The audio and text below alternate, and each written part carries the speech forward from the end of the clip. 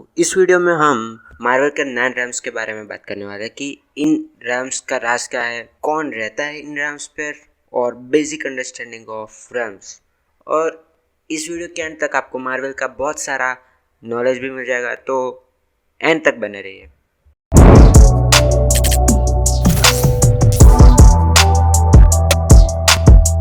तो क्या है 9 रैम्स? तो बेसिकली ये 9 प्लैनेट्स हैं जो अलग अलग गैलेक्सीज में हैं और ये इस तरीके से पूरे यूनिवर्स में फैले हुए हैं। सारे प्लैनेट्स कनेक्टेड है एक पेड़ से जिसका नाम है येट्रेसी, जिसको वर्ल्ड ट्री भी बुलाया जाता है। और इस पेड़ की सारी ब्रांचेस इन 9 रैम्स के साथ कनेक्टेड है, जिसे हम नॉर्स मैथोलॉजी, मार्वल कॉमिक्स और मार्वल मूवीज में भी देख सकते हैं।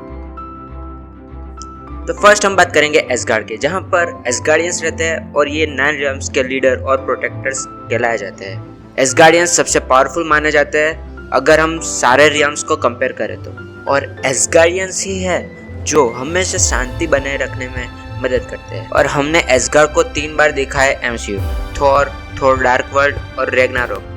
तो अब बात करते हैं सर्वथलफाइम की। यहाँ पर डार्क एल्व्स रहते हैं और इसे डार्क वर्ल्ड भी कहा जाता है। 2988 BC में एक बैटल हुई थी एसगार्ड और डार्क एल्व्स के बीच में, यानी कि सर्वथलफाइम के बीच में, जिसमें एसगार्ड को लीड बोर ने किया था और डार्क एल्व्स को मेरी की थी। लेकिन इवेंचुअली एसगार्ड जीत गया और डार्क एल्व्स के सारे लोग मर गए थे, उसमें से सिर्फ कुछ ही लोग बचे थे। तो इससे ये पूरा प्लेनेट डेजर्ट और शिप के मलबे से भर गया था। तो यही था सर्वथलफाइम के बारे में, लेकिन हम इसके बारे में आगे भी बात करेंगे, सो बने रहिए एंड तक। अब टाइम आ गया है जूटनहाइम के बारे में बात करने का, जहाँ पर फ्रोस्ट जायंट रहते हैं। और फ्रोस्ट जायंट की इंटरेस्टिंग बात यह है कि इन्होंने कई बार सारे रैम्स को टेक ओवर करने का ट्राई किया था। और 1965 AD में फ्रोस्ट जायंट और एसगार्डियंस की फाइट हुई थी जूटनहाइम में। इसमें एसगार्डियंस जीत गए थे और उन्होंने कास्केट ऑफ एंशिएंट विंटर्स को हासिल कर दिया था। तभी सारे रैम्स में बंटवारा होना शुरू हो गया था। तभी लोकी ने बाइफ्रोस्ट की मदद से जूटनहाइम को पूरी तरीके से तबाह करने की कोशिश की, लेकिन थॉर ने रेनबो ब्रिज को डिस्ट्रॉय किया था, तो लोकी उसे पूरी तरीके से डिस्ट्रॉय नहीं कर सका। तो अब हम बात करेंगे नीडा वेटलर की। नीडा वेटलर जो ड्वार्फ्स का घर माना जाता है, यानी कि बोने लोगों का घर। और ये स्पीशीज हथियार बनाने में माहिर थे और असगार्डियंस के साथ अच्छा रिलेशन होने के कारण उन्होंने असगार्ड के लिए बहुत सारे हथियार बनाए थे, जिसमें मिलियनियर और स्टॉर्मब्रेकर भी शामिल है। और हमने इन्फिनिटी वॉर में भी देखा है कि थानोस मिडवेलर जाकर ड्वार्फ्स को फोर्स करता है इन्फिनिटी गॉन्टलेट बनाने के लिए। थॉर को पता था कि ये कितने स्किल्ड है, तो वो ऐसा हथियार बना देंगे जो इन्फिनिटी स्टोन की पावर को झेल सकते हैं। और उसके बाद वो सारे ड्वार्फ्स को मार देता है, जिससे वो लोग उससे ज़्यादा पावरफुल हथियार ना बना सके। और इन सारे ड्वार्फ्स में से एक सर्वाइवर था जिसका नाम था एड्रिक, लेकिन उसके भी हाथ काट दिए थे कि वो कोई और वेपन ना बना सके। अब अगले रैम की बात करें तो मस्फलान, द लैंड ऑफ फायर।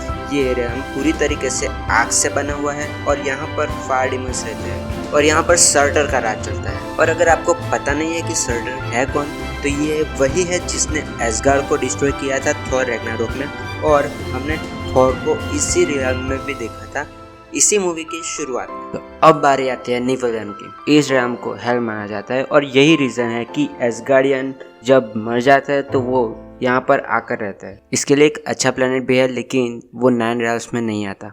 और यही वजह है कि ओडिन ने हेला को यहाँ पर बैनिश करके रख दिया था। और इसकी एक छोटी झलक रैग्नारोक में छोटे से फ्लैशबैक में दिखाई गई थी। अब हम बात करेंगे अल्फहेम की, home of the night elves. अब ये रैम सिर्फ ऊपर से ही दिखाया गया है और जो भी इंफॉर्मेशन है वो कॉमिक्स रिलेटेड है, जो इस वीडियो में मैं शेयर नहीं करूँगा। इस वीडियो में हम MCU रिलेटेड ही इंफॉर्मेशन देखने वाले हैं। तब बात करते हैं वनहाइम की। वनहाइम भी एकदम एसगार्ड की तरह ही है। वो लोग भी असगार्डियंस की तरह ही दिखते हैं और वो असगार्डियंस को हेल्प भी करते हैं जब भी उन्हें ज़रूरत पड़ती है। और थॉर की माँ भी एक वनीट थी जो वनहाइम से ही थी।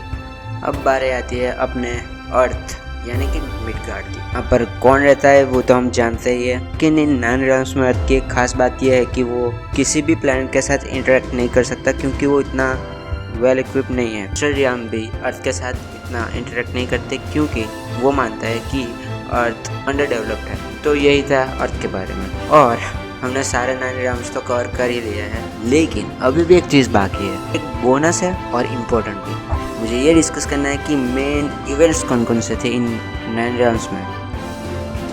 अब बात करते हैं स्पेशल इवेंट्स जो इन 9 realms में बहुत ही इम्पोर्टेंट रोल निभाते हैं। फर्स्ट है कन्वर्जेंस में 9 realms एक लाइन पर आ जाते हैं हर 5000 साल बाद।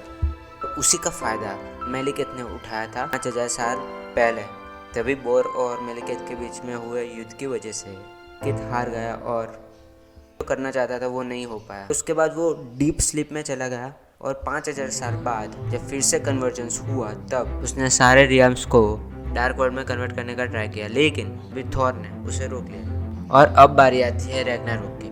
रैग्नारोक की एक भविष्यवाणी थी जिसमें लिखा था कि सर्टर असगार्ड को तबाह कर देगा और उसे टालने के लिए थॉर ने उस सर्टर को मार दिया था। लेकिन जब हेला असगार्ड पर आए तब मामला थोड़ा बिगड़ गया था, तो उसने सोचा कि क्यों ना इस भविष्यवाणी को पूरी होने देनी चाहिए, क्योंकि इससे असगार्ड भी तबाह हो जाएगा, सारे लोग भी बच जाएंगे और हेला भी डिस्ट्रॉय हो जाएगी। थॉर रैग्नारोक मूवी में देखा था। So that's all. और फिर से अगर आपको ये वीडियो थोड़ा सा भी पसंद आया हो तो जाइए लाइक करिए, क्योंकि ये चैनल नहीं है तो इससे सपोर्ट की बहुत ज़रूरत है अभी।